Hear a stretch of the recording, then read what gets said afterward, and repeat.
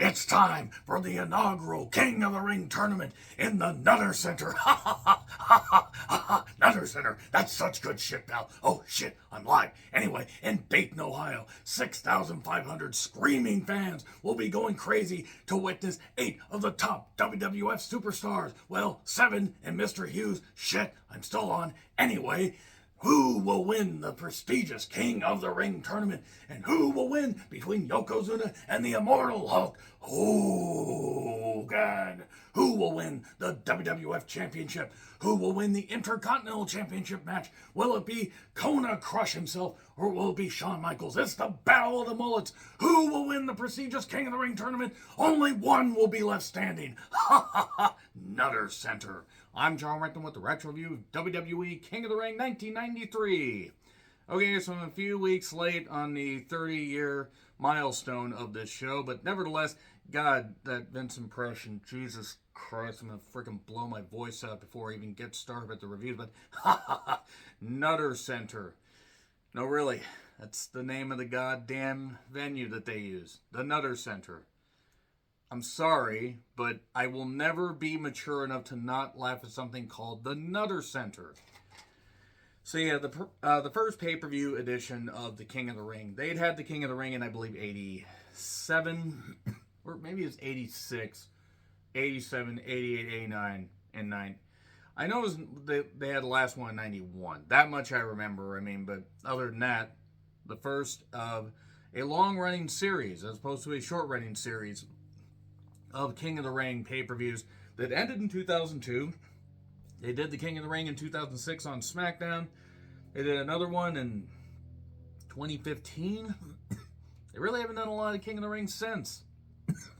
Well, they did do one where Baron Corbin was King Corbin, and that seemed like a fitting way to just end the goddamn thing, because where else can you go but down further and further when it's King Corbin? Anyway, Corbin wasn't anywhere near this event, or was anybody really that was in that tournament, because it took place in 1993 and was the benchmark, the end, as it were, of Hulk Hogan's WWF career, at least for the time. He did work international dates against the mighty Chicken Chokozuna. I just can't help but say that. Long-time fans of the channel and of my Twitter will recognize that joke. But yeah, then he decided to leave and go film Thunder in Paradise. That was such a terrible show. It wouldn't have even been good for the 80s. So yeah, the dark match, by the way, was Papa Shango and Owen Hart battling over the USWA Heavyweight Championship. And then a year later, Owen Hart won the tournament. That further proves that they really didn't know what they were doing with Owen Hart. Yeah, the 1994 feud with Bret was great. And then they never seemed to understand what to do with Owen. And I will never get how he was not champion by 1999. Or at least 90s. He should have been champion. Had that accident, where Vince resented someone's tone for questioning it, had that not happened, Owen would have continued his career. Or maybe left and been a firefighter and gotten out of wrestling. In fact, that probably would have been smart. That being said, we all miss Owen Hart. Papa Shango, the future Kama Mustafa, Charles Wright. There we go. Vince's over-the-top intro that I tried to encapsulate there and didn't really do a very good job. Ow. God, I gave myself a headache. So, J.R. Heenan and Savage on commentary. Jim Ross, before a lot of his health issues would take hold, even though he was still very iconic for a number of years afterwards. Bobby Heenan, near the end of his WWF run, and Randy Savage, who I love. I love Randy Savage. I love his promos, his style, and everything, and him calling a match here and there was fine. Not listening to him for a whole broadcast. That is the one thing about Randy Savage's career that I never cared for. I'm sorry. It sounds like I'm dumbing on Randy. I'm not, but even my favorites have flaws as far as their run. So anyway, Bret Hart took on Razor Ramon in a quarterfinal match. 15-minute time limit for the quarterfinal tournament matches of the King of the Ring, and then 30-minute time limit for the lone semifinal match. More on that later. And an hour for the finals. So it was a rematch of the 1993 Rumble title feud match thing or whatever. however I want to word it. God, I really gave myself a headache doing that Vince intro. But this is good, as you would expect. Razor always able to, when Scott Hall was on, he was great, and Brett could work with anybody. There were 1, 2, 3 chants because this was less than a month after Razor had been shocked by Sean Waltman, aka the 1-2-3 Kid. Well, he was called the Kid then, and then he was called the 1-2-3 Kid because he shockingly beat Razor Ramon on that terrific edition of Monday Night Raw from May 17th, 1993 that still sticks out in my mind to this day. We got a very close 2 count on a small package. We got some good psychology working on the body part, all that, and then Razor tried for the belly to back suplex off the top, and Brett got on him. 1, 2, 3, and there you go. About 10.5 minutes, good match. First of 3 great matches that Brett would end up having. And then we get recaps of Mr. Hughes, the Giant Gonzalez, attacking Undertaker. And boy, Undertaker certainly earned his paycheck there. Ha, ha, ha. And then Mr. Hughes took on Mr. Perfect. And, you know, Mr. Hughes, I'm sure, is a nice guy, but one thing he was not is very good in the ring. He really wasn't. And he was in the beginning of his career here. He started as Big Cat, which couldn't have been any way to capitalize on the name of Ernie Ladd. Or they didn't know what to do with him. But Mr. Hughes, yeah, he looked intimidating. And then the bell rang. Perfect sold his ass off. Brett talks in a picture-in-picture thing about who he'd like to face. And in an earned shot, and Perfect wins via DQ. And I believe Taker would beat Mr. Hughes a little bit later on. Then Mean Gene interviews Yokozuna and Fuji. Hogan and America will go down. They will get on their knees in front of... Well, maybe that's a bit too much right there. To get right into the... You know what? I'm just not going to finish this. I'm just not going to finish this right here. And go to Bam Bam Bigelow versus Jim Duggan. Quarterfinal match, and it didn't take long. It really didn't, which was probably smart, given the stage of, you know, his full-time career that Duggan was at. And also... And nothing against Duggan. I love Hacksaw Jim Duggan. One of the nicest guys... Still was able to perform in WCW even after a cancer diagnosis and still make sporadic appearances and beat cancer again. God, that guy's a tough individual. But he did hit a slam on Bam Bam Bigelow, but then ended up hitting the top turnbuckle and then got the diving headbutt 1, 2, 3. So Bam Bam won with a diving headbutt. And while Bam Bam did it pretty well, I can only imagine how much it fucked him up because of his size. So Terry Taylor interviewed the Steiners and the Smoking Guns about the upcoming 8-man tag match, and I totally forgot that Terry Taylor was a backstage interviewer in WWF in '93, because he was a tailor-made man, and I believe in WCW just a year prior, and then I think he was in the '93 Rumble as Terry Taylor, not the Red Rooster, even though he can never escape that. And yeah, I forgot that he was backstage interviewer, and then I believe he would go back to WCW for a bit and would creep around on women. Read up on it, folks. Read up on how Terry Taylor treated women. He wasn't the only one. Narcissist. Sorry, Bobby Heenan. Rest in peace, Bobby Heenan. But yeah, narcissist Lex Luger against Tatanka, the undefeated Native American, until Ludwig Borga beat him and put one finger on his chest. He violently fingered a Native American man on camera and won. Shrieking General Custer noises. God, I'm terrible. Quarterfinal match in this match, well wrestled, but they booked themselves into a corner. Vince didn't want Luger to lose, and didn't want Tatanka to lose. So just have him go the distance. At times it worked. At times, it seemed like they were lost and just trying to extend the thing, because that's what they were really sent out there to do. Luger had to wear the elbow pad on his arm, so he didn't clock people with the metal plate in his forearm. And Luger was still doing the mirror stuff and posing and all that, and then Tatanka knocked the mirror on him, and then they did their stuff, and it wasn't bad. Bam Bam did the picture-in-picture thing like Brett did and talked about who he'd like to face. He didn't end up facing any of these people. Heenan did Indian jokes. Put the wagons in a circle was the only one that I will actually repeat. Even though there were others that were funny. Because Bobby Heenan was funny. And I want to say right now that it's just funny looking back on this. But it's funny looking back on this before I dive into the rest of the match. Because there isn't much left. And I did a video on Luger and Yokozuna, the build to their feud. or the build of their feud to their SummerSlam 93 match and the subsequent stuff afterwards. And I did a 31-minute video because I talked about Luger's career, and I talked about Yoko's career leading up to this whole thing, and then talked about the build, because the whole video would have been maybe 9 minutes had I done that. I had to do a little bit of history. And it's just funny. This was 3 weeks.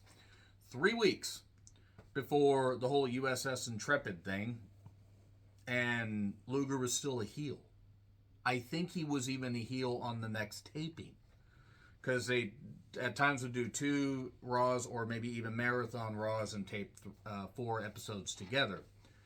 And I just really, really find it funny that that Vince made the decision so quickly. Hey, Luger could be my hero, but then I'll be your hero and all that. But check out my video that I did on that for my full thoughts. They went to the time limit. The crowd boos. Bam Bam advances. Luger, being the heel that he is, demanded 5 more minutes and then took off his elbow pad and clocked Tatanka. Luger, also, out of breath or not, really was never good on promos because his shirt was too tight, Billy. Mean Gene interviews Brett and Perfect, and they got lost. And I love Brett and I love Perfect. Perfect was a great talker. Brett got better. That's the only thing about Brett besides the Canada versus USA thing and some things he did in WCW. Promos were never Brett's strong suit. Even he admitted that. If he had something personal to talk about, it worked. Now, me and Gene had to get him back on track. Your dad could never beat my dad. And I remember SummerSlam, Brett, I owe you. And then Brett versus Perfect had a classic semifinal match. The winner faced Bam Bam because Tatanka and Lex Luger went to a time limit draw. These two always work well together. Was it as good as their SummerSlam match? You could argue that this was right up there as far as work, but the SummerSlam 91 match is more important. Perfect was in and out as far as his in-ring career because he had the bad back, he had the issues, and he wasn't necessarily able to work a full-time schedule because of the crazy bumps he took and all that. I was given a lot of time, nearly 20 goddamn minutes, about as long as the finals in all honesty. So they had Brett earn the goddamn thing, and Vince knew Brett could carry the goddamn ball, and also Brett got to prove, hey Vince, you shouldn't have gone with Hogan as champion. More on that later. Submissions, near falls, a suplex tumble outside, and then Perfect had hurt his knee, and then he got an inside cradle, and then Brett reversed it, 1, 2, 3. Great, very good match. Really good stuff. Show respect. Perfect wouldn't turn heel for a while. I think around Mania 10. So it'd be almost a year. And Brett advances. And then Mean Gene's interviewing Hogan and Jimmy Hart. And if you look at what Jimmy Hart was doing, it looked like Jimmy Hart was doing a weird flexing for the jacket. But the way he was facing away, it didn't look right. And I love Jimmy Hart. But that was a weird camera shot.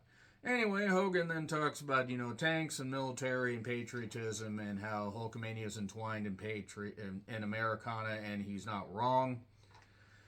And then we go to Hogan defending the WWF Championship along with Jimmy Hart in his corner against Yokozuna with Mr. Fuji. And Hogan slimmed down. Hogan slimmed down not to be quicker, but because of the whole steroid trial, all that stuff, and the fact he was one of many noted steroid users. That ain't a knock on Hogan. A knock on him for him saying he only used them 3 times on Arsenio Hall. That really didn't work out all that well. The crowd popped big for Hogan, then the bell rang. This was not good. Yoko, for as great as he was, for the short time that he was on top and featured, he had great matches with Brett. He had great matches with Undertaker. Hogan could sell his ass off for a big guy, if he was facing a big guy, that is. And Hogan was a pretty big guy anyway. But a bear hug spot that went on forever. And then Hogan hooked up. And then he had 3 boots. He had a leg drop, and Luger kicked out. And then Fuji got knocked down. And then we had somebody that was a cameraman that I believe was Harvey Whippleman. Easy for me to say. So I felt like I needed to pressure wash myself because the motherfucker always looked dirty. But Hogan did not benefit from that flash photography because with a fireball that shot out like it was straight out of the Aviator. It's the way of the future, way of the future, way of the future. That's a deep goddamn cut. Hogan gets a fireball in the face.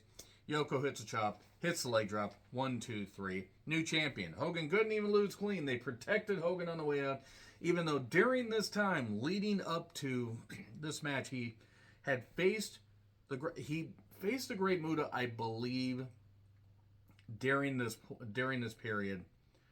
I don't think it was right after, because I think it was when he was still the champion.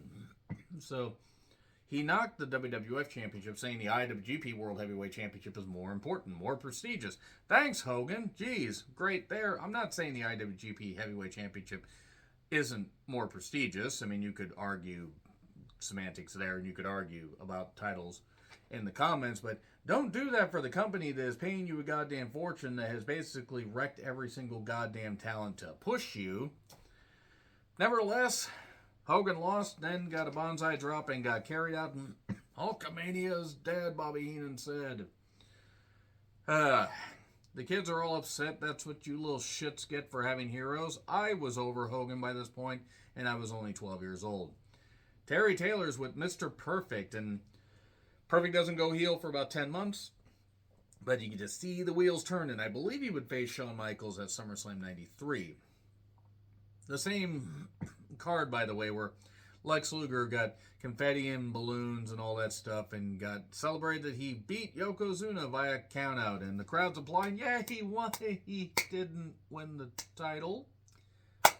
Why are they celebrating? You idiot. But anyway, nevertheless, then Mean Gene's with Shawn Michaels, and, well, he was just the insurance policy, the bodyguard. And then he'll be his long-lost pal, except he's standing right there, all 6'10" of him. And his name is Diesel. I believe Shane McMahon came up with that, and then blew out his quad. Shane McMahon did. I mean, I'm sorry. I wasn't making a blown-out quad joke about Nash. That was a running gag, but Shane McMahon doing that at WrestleMania most recently was just hilarious, and it will stick out in my mind. So Steiners and the Smoking Guns took on Money Inc. and the Head Shrinkers. This was quick. Like, really quick. I think bell to bell was 6.5 minutes. Ted DiBiase bumped a lot. He would be gone pretty soon after this, at least for a spell. He'd be in All Japan. I think he finished out his in-ring career. He suffered a back injury or something, back or neck. I think it was a neck injury. I'm trying to remember. And then he proceeded to, charitably steal a whole bunch of money from people in Mississippi. It was all the DiBiase's, by the way, I just want to say. Maybe it was mostly one of the sons, but I'm going to blame Ted for it anyway, because he's got the brain rot in his head. Inside Cradle, 1, 2, 3, and then a brawl afterwards. So Ted DiBiase takes the fall, and then we get a brief brawl afterwards. We'll see you this weekend for the Royal Rumble. Mean Gene interviews Yokozuna, Fuji, and Jack Tunney was also standing there. Not saying anything. Probably smart at that point for Jack Tunney not to say anything. Granted, Jack Tunney hasn't said anything since 2000. That was mean. Why am I mean? Shawn Michaels with Diesel took on Crush. Battle of the Glorious Mullets for the Intercontinental Championship. There wasn't much of note to this. Diesel would interfere. Crush fired back. Here's 2 doinks. I believe this is Matt Bourne's last pay-per-view appearance. Because I don't think that Matt Bourne was doinked by the time we got to SummerSlam 93. I could be wrong. Maybe he was. I know Steve Keirn stepped in for him, but I think that this was Matt Bourne's lone appearance. And then a super kick from behind. Super kick from behind. Crush hits a top turnbuckle, and 1, 2, 3. And then the doinks go away, and Shawn retains the championship. And then Bret Hart took on Bam Bam Bigelow in the finals. Technique versus power. Bam Bam being pretty much rested because all he had to do was face Jim Duggan for 5 minutes. And that's like a night off at that point with Jim Duggan. Not that Jim Duggan wasn't tough. I'm just saying at that point he could get by doing less. And, yeah, Bam Bam, very methodical. I don't know why I do these things anymore. And then Luna later shows up with a chair. I'm skipping over a lot of this because a lot of it was rest holds, and it was definitely a good match, but it's one you could watch and, determine your own feelings. But Luna later showed up with a chair, a fairly weak chair shot. I mean, Luna was safe. It's not that she wanted to blindside Bret, and maybe she wanted to take care of him, which, why wouldn't you? It's Bret freaking Hart. But Brett is hit. Referee doesn't see because he's distracted. And then a diving headbutt. 1, 2, 3. Bam Bam is the king of the ring until Earl Hebner says, "No, what are you doing, you stupid referee?" I think it was Joey Morella, Gorilla Monsoon's son, who I believe died in 94. That's sad. I wish Monsoon was here. God damn it, Heenan made me turn on the waterworks for that. The match continues for a bit, where Bam Bam continued to beat him down. It seemed like Brett was getting flurries, almost coming back, and then eventually got a victory roll. 1, 2, 3. New King of the Ring. I swear that Brett actually was the King of the Ring before, and I'm trying to remember when. Was it 89? I think it was 89. No? 88? I'm trying to remember. Because I know it was King Huck. Maybe it was 91. All I know is that Bret Hart was King of the Ring at some point, but it wasn't on pay-per-view. And then they get the coronation, and Lawler interrupts, "Who's the real king?" And Bret says, "You're more like the Burger King, Burger King, Burger King." And then Lawler proceeds to beat him with a scepter, throw the furniture on him, and I think he might have really hurt Bret. I think Bret's talked about that, which Lawler's a pretty safe worker. He's especially safe if you're an underage girl, but nevertheless, let's not talk about that. Bret got beat down, and it ended with Lawler standing tall. And then they would go to SummerSlam, and they would continue that feud for a while, because Lawler didn't want to lose, conveniently. So anyway, yeah, Bret is the new King of the Ring. The first ever King of the Ring, at least on pay-per-view. Agree, disagree what I said? Like, share, subscribe, Twitter handle in the description. I'm John Rickland. I'll see you soon.